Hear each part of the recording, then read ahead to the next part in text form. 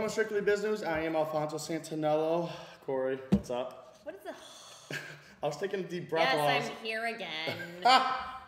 And we have a first-time guest, Corey. Please behave. I'm sorry. We have Tom O'Toole from Mass Live. Tom, thank you so much for coming on. Thanks for having me. So we have some good and bad, good topics, but some bad news for the companies that we're going to be talking about. But first up, Food Network launches a restaurant reservation app. They're pretty much, and in the article, it's saying that they're going against what's that? Open Table. Yeah. And the app that they're releasing is called CityEats, and it's going to be available in DC and Philadelphia for right now. So they're trying to get more digital, and they're trying to, they're owned by Scripps Networks Interactive. So they're trying to really get more into digital, not just the television.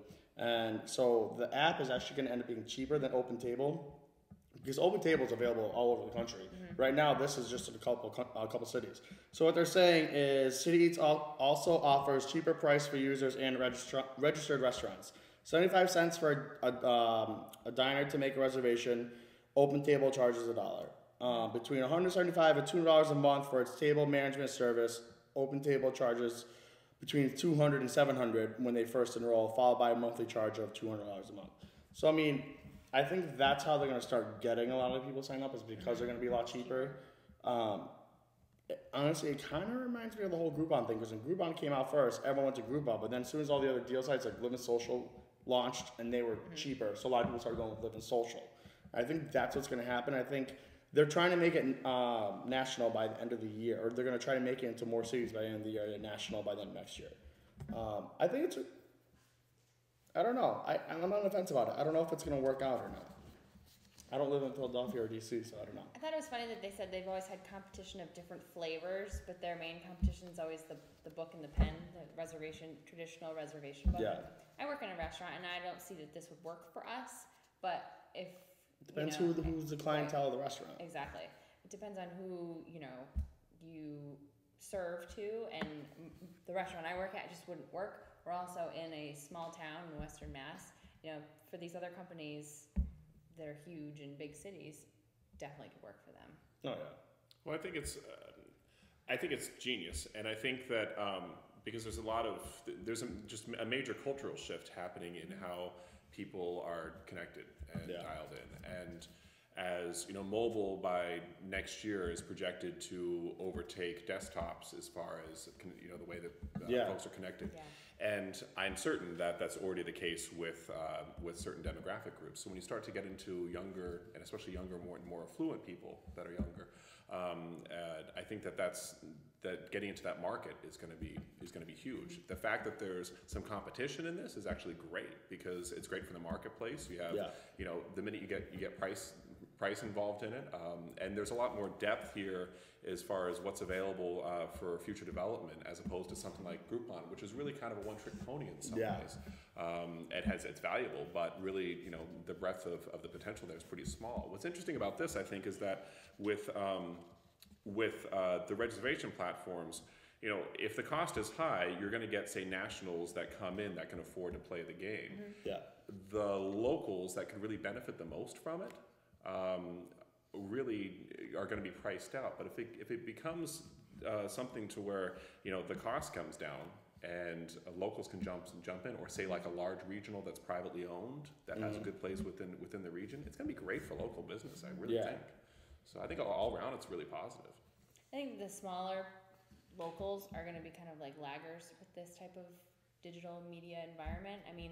It's hard to make that shift from having complete control with the pen and the paper and the reservation book and the traditional pick up the phone. There are a lot of places that still do. They don't even have a computerized anything. It's old registers, pen and paper for menus. So they wouldn't even know how to do any of this. Well, in the restaurant industry, especially locals, is not known for being flush, cash as far as cash flow, and so they're always very nervous about marketing and seeing a return. But when it comes to something like this, where you can capture somebody, when you look at mobile usage, and especially as, say, millennials come to take over the world in the next 10 years and take on management positions, what you're going to see is that people are going to realize that if the first place that people are going to find your business is on a mobile device, and right there, you can capture them and get a reservation in that 30-second period, they're going to realize, the restaurant's going to realize that if it's going to cost them 50 cents to get the table sat, they're going to do it. Oh yeah, absolutely.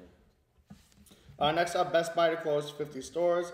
It's been kind of in talks that they haven't been doing well for some time now, because of places like Amazon. So the retail has officially announced that they're closing 50 locations by the end of this year. They're going to be closing a lot of them in, let's see, Kansas City has already been shut down. Arizona has closed a few of them. Minneapolis, let's see, California is the most hit state, so they're going to be losing 7 stores. Illinois and Minnesota are right behind them. So they're just cleaning out. They're saying that they're going to be saving $250 million in 2013 and $800 million by 2015 just by closing stores. So you figure you close 50 stores, okay, how many people is that going to lay off? How many people work on it? Yeah. They said in the article that they're working on relocating those employees or helping them. They're part-time, retail. I'm just pissed because I just bought a TV from Best Buy and I don't even like it. Man, of course. But they're not closing the one in Holyoke. Well, I know, but if anything goes wrong and they go under in the next 5 years, didn't their CEO just leave too? I don't know. I heard that. Well, it's tough. It's tough times for big box stores in general, and there was this major cultural shift in the '90s and then onward as everything went to big box stores. You drove out sort of the local retailers that had the product knowledge, that had the customer service, and for a while the big box stores were doing it with customer service. I mean, Circuit City famously for years had a return policy that in your situation within the first 30 days, people could take it back a Jumbotron TV after the Super Bowl and say, I just didn't like it, sorry. And well, that's why they went out of business. Well, quite possible. But I think there's actually, I think it's bigger than some people are seeing, because I think, it's very easy to blame online.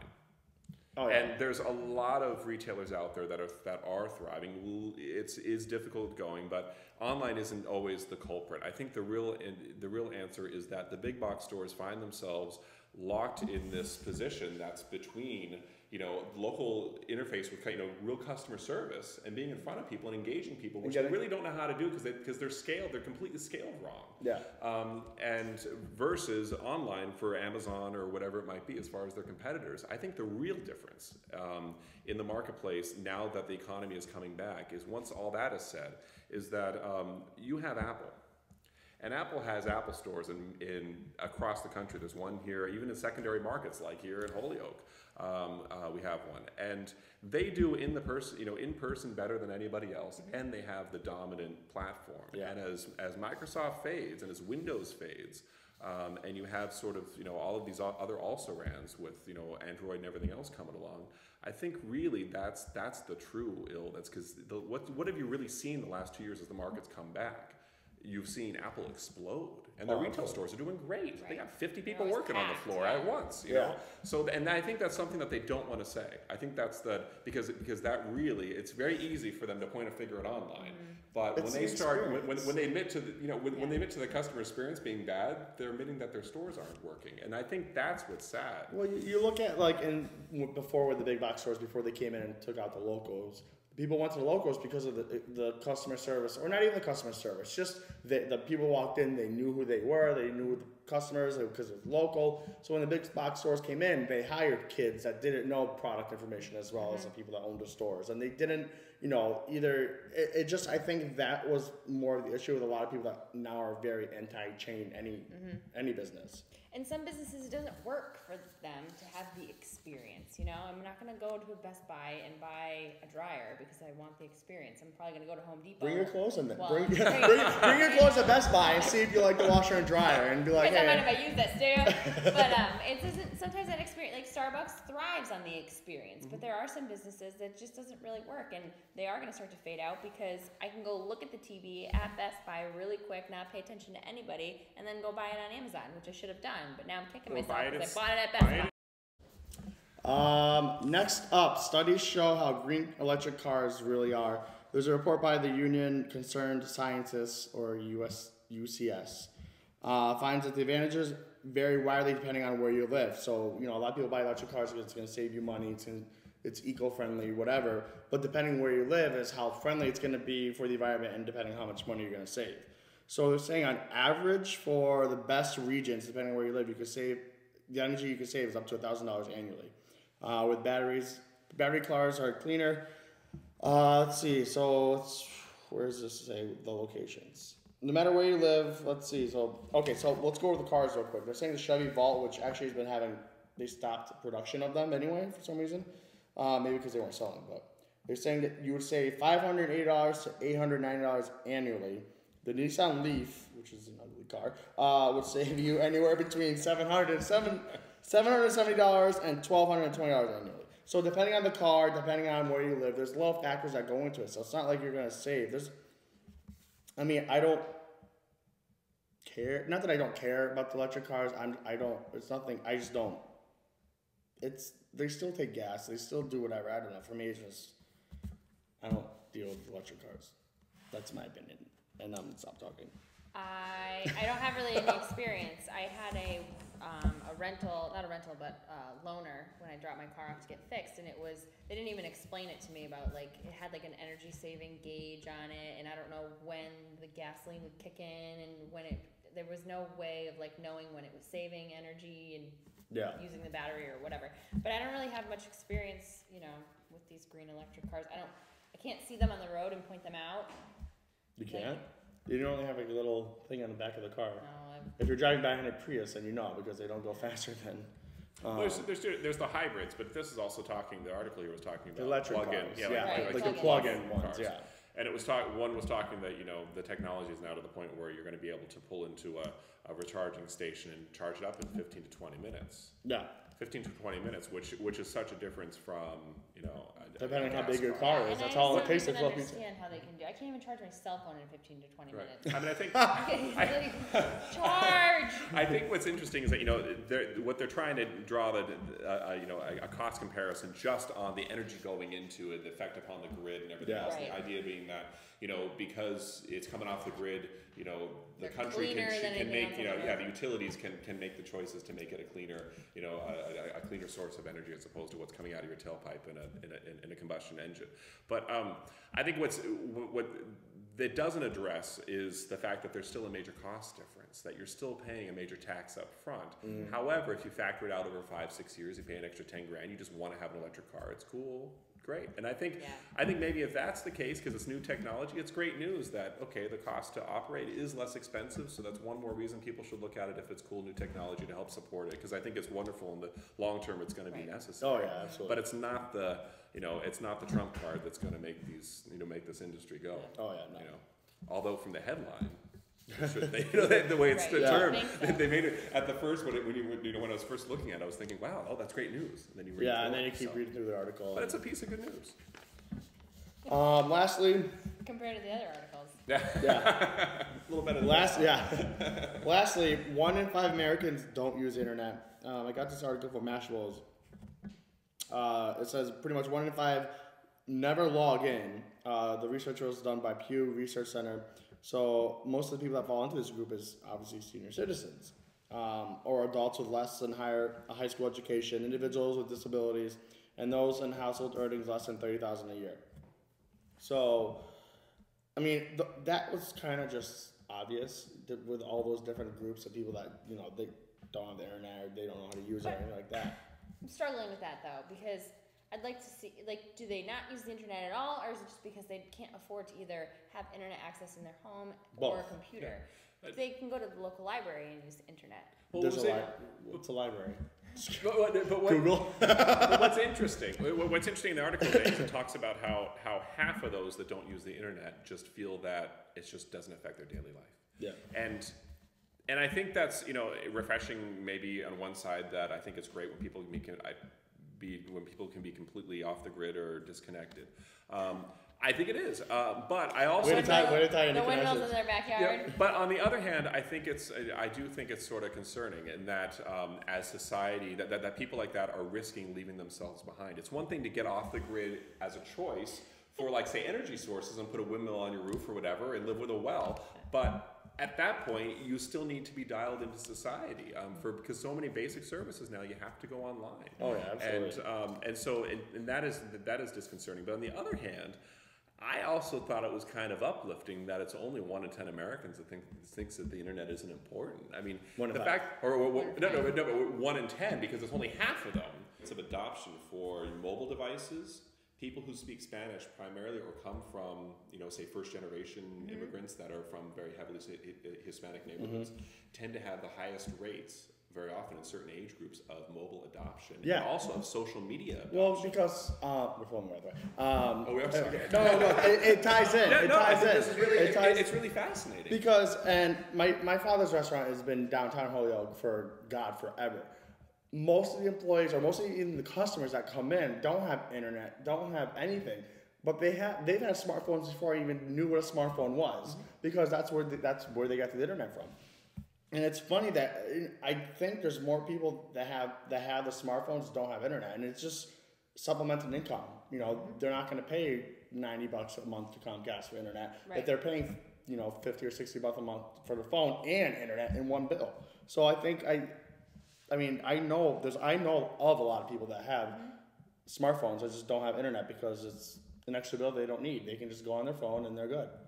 But ultimately, I think when you get down to the study, when you get down to the fact that you only have 10% of people that aren't online, that's a win. And the fact that then you start to crunch that with like the mobile numbers, that when you see that the folks that you would think might be disenfranchised actually are participating, just not through say typical landline I've access. had to deal with older generation wanting to learn how to use a computer.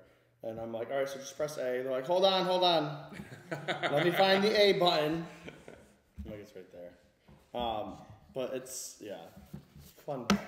Yeah. Anyway, all right, well, that's all the time we have for today. Tom, thanks for coming on. Thanks Corey. for having me. This was fun. And that was a weird laugh. And we will be right back. We'll be talking with Ryan from RMC Strategies, and you'll find out what he does and who he does it for.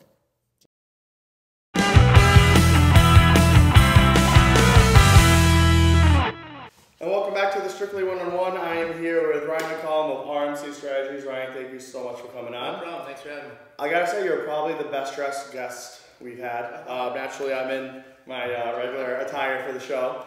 Show them the socks, please. It's all a facade.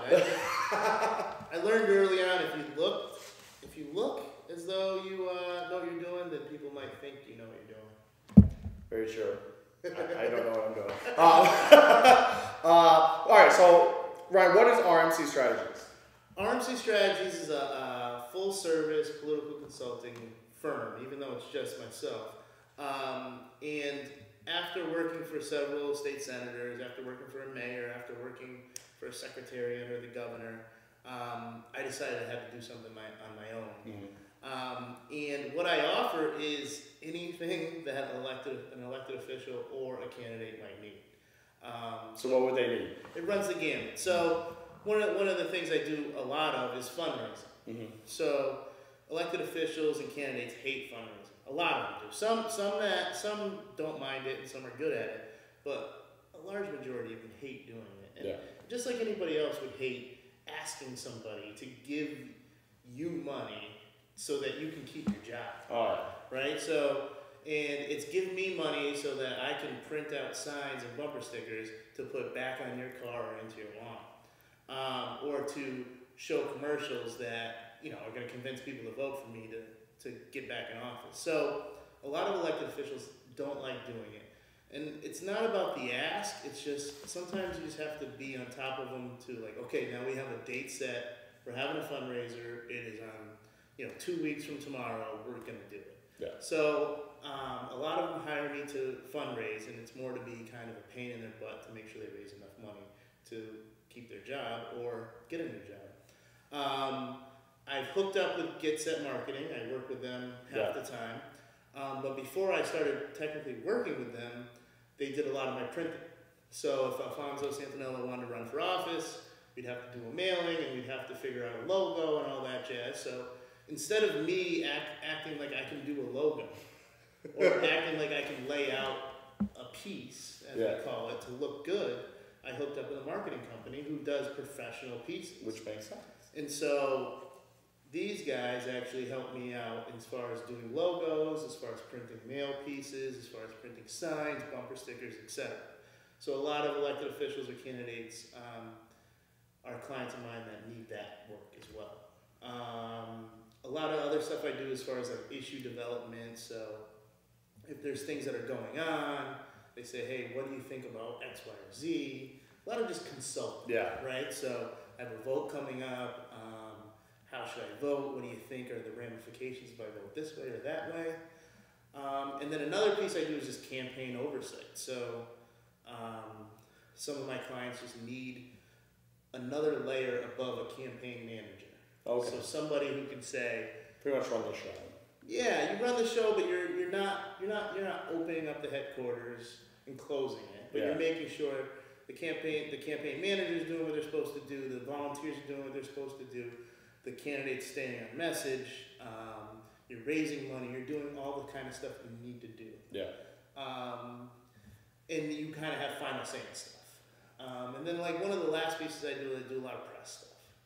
So if they need a press release to go out, or if they need like somebody just to look over what they're going to say as far as a quote, I'm kind of like one of those final pieces to look over something or give them quotes or write a press release. So how did you get into all of this? Well, when I got out of college, even before I got out of college, my old man, my father was an elected official in Springfield. He was a school committee member.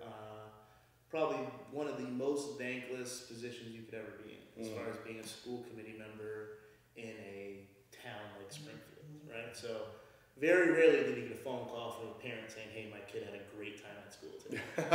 So he got paid nothing, and he only fielded 99% of his calls were parents upset with the school system. But he instilled in me a value of public service. Yeah. So I had that inside of me. I was a political science major in college. I got out of college and I hooked up with a campaign. So I did campaign stuff for probably 3 or 4 years once I got out of college. Did a statewide for a guy running for treasurer. After that, did a local race in Cambridge for a guy running for city council. And then after that, actually worked in a presidential campaign for Howard Dean, who was losing. But I did that in New Hampshire. And campaign work is really tough. Yeah. You don't get paid anything. And it's 24/7. So after those 3 campaigns, I said, all right, I have to move to like more of a 9-to-5 job. Yeah. So I worked for a state senator who I actually interned with in college. And from working with her, I got into the state senate and worked for a couple other senators after that. Had this real connection to Springfield, came back to Springfield, worked for the mayor at the time and doing economic development stuff. And then Governor Patrick ran for office. I helped him out when he won. I did economic development for Governor Patrick. So after that, you get to this plateau in kind of public service work or government work where you're making a certain amount of money and you really can't start making much more. And we're living in Boston, it's tough to make a certain amount of money. Like, if you're not making decent money in Boston, it's really puts a squeeze on you where it's just tough. Yeah. I've had some friends that go through it no matter what industry they're working in. Unless you make a certain amount of money in that city, it gets difficult the older you get. Yeah. So I said, hey, I have all these different experiences and skills. Let me just start something on my own. And I think that's what our generation does. Like somebody like you. That's what I did. Start something on your own. You can't wait for anybody to hand you anything. At first I did try to call my connections up and say, hey, I need a job, blah, blah, blah. And everybody wants to help you out. They do well, but it's tough. I mean, especially in this economy. So I said, hey, I have all these different things. Let me just offer it to people, and maybe they'll pay me for it. And they, fortunately, they did pay you. They have. So I'm excited. It's been over a year, and I'm doing okay. I'm living. You know what I mean? So what's your role at Get Set now? So with Get Set, we had that original relationship, which is something I also want to talk about. Is only through YPS. So the Young Professional Society of Greater Springfield is something that when I was working for the mayor of Springfield, I helped start. Mm-hmm. So in helping to start, I met the Get Set kids, you know, like Paul and Dan and Joe and Mike Hebert. So those 4 guys have always been down with YPS, and I was always there. So it was only natural for me when I had my clients to bring them there to do their printing and all that jazz. So what Dan and some of those guys said was like, hey, you have all these different connections that aren't political necessarily, but they're all people who need services that we do. Yeah. So they said, why don't you come aboard and help us get some more clients and some more customers through some of your connections that you have, and then at the same time, learn about marketing in the private sector, and help us get other folks. So it's awesome. It's been great. I've been there for 2 or 3 months. And they're above Theodore's downtown Springfield. Yeah, we have Worthington Street. Yeah, we have one of the coolest spaces in the city, if That's not Western Mass. haunted. Yeah, it was on Ghost Hunters. Yeah. But yeah, we're on the 3rd floor. If folks know Theodore's, and then Smith's Billiards is on the 2nd floor. We're right on top of them. Same exact layout as Smith's, but with just no pool tables. So it's cool. We have an air hockey machine in there. We have a basketball hoop. We actually brought in. All I have is a foosball. Damn.